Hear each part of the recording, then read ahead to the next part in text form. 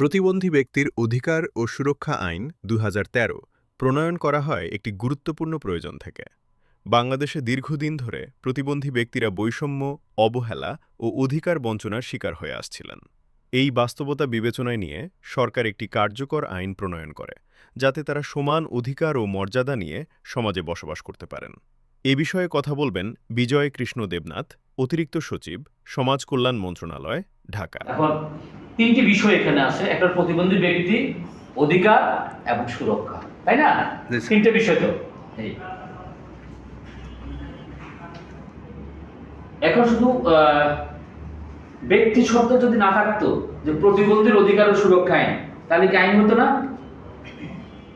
ব্যক্তি শব্দ বাদ দিলে, তাই না?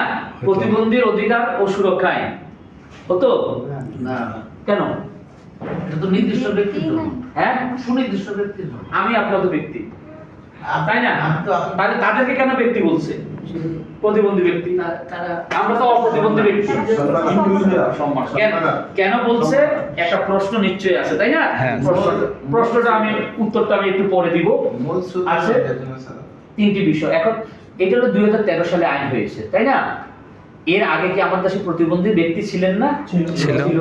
তাহলে তখন কি কোনো আইন ছিল না? এর আগে কোনো আইন ছিল কিনা? প্রশ্ন জাগে না? হ্যাঁ, একটা সময় তো হয়তো ওদের জারি হয় নাই, অথবা এই না ওইটা নিয়ে চিন্তাও করে না, কোনো আইনটা পাস হয় নাই। আইন ছিল, আর দুইটা আইন ছিল। একটা হলো প্রতিবন্ধী ব্যক্তি আইন, ঠিক আছে, 1995 সালে একটা আইন ছিল প্রতিবন্ধী ব্যক্তি আইন। আর একটা আইন হয়েছে প্রতিবন্ধী কল্যাণ আইন 2001। তাহলে 95 সালে একটা আইন হয়েছে, 2001 সালে একটা আইন হয়েছে, আবার 2013 সালে কেন আরেকটা আইন? প্রশ্ন থাকে না মনে, যে এত আইনগুলা কেন? সংশোধন ঘন ঘন আইন, এই প্রতিবন্ধীদের জন্য ঘন ঘন এত আইন।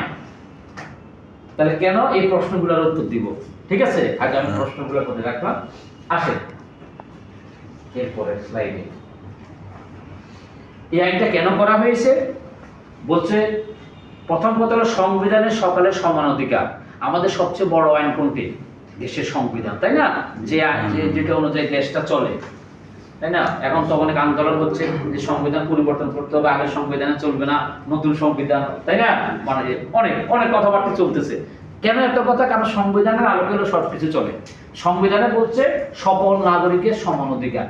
আমার আপনার যে অধিকার আছে রাষ্ট্রের কাছে, একদম প্রতিবন্ধী ব্যক্তিরাও একই অধিকার আছে। তাহলে নিশ্চয় তারা অধিকার থেকে বঞ্চিত হচ্ছিল, যেখানে তাদের অধিকার প্রতিষ্ঠার প্রয়োজন দেখা দিয়েছিল, তাই বলছে সম অধিকার, এখানে কথাটা চলে আসছে। নাম্বার 1। নাম্বার 2 হলো মানুষ হিসাবে তাদের একটা মর্যাদা আছে। আমার আপনার যদি মর্যাদা থাকে, তারা প্রতিবন্ধী বলে তাদেরকে অমর্যাদা, অবহেলার চোখে দেখবেন, এটা তো হতে পারে না স্বাধীন দেশে। মানুষ হিসেবে তাদের একটা মর্যাদা আছে, সেই মর্যাদা প্রতিষ্ঠা করার কথা এখানে আছে। কিছু মৌলিক অধিকার আছে, অন্ন, বস্ত্র, বাসস্থান।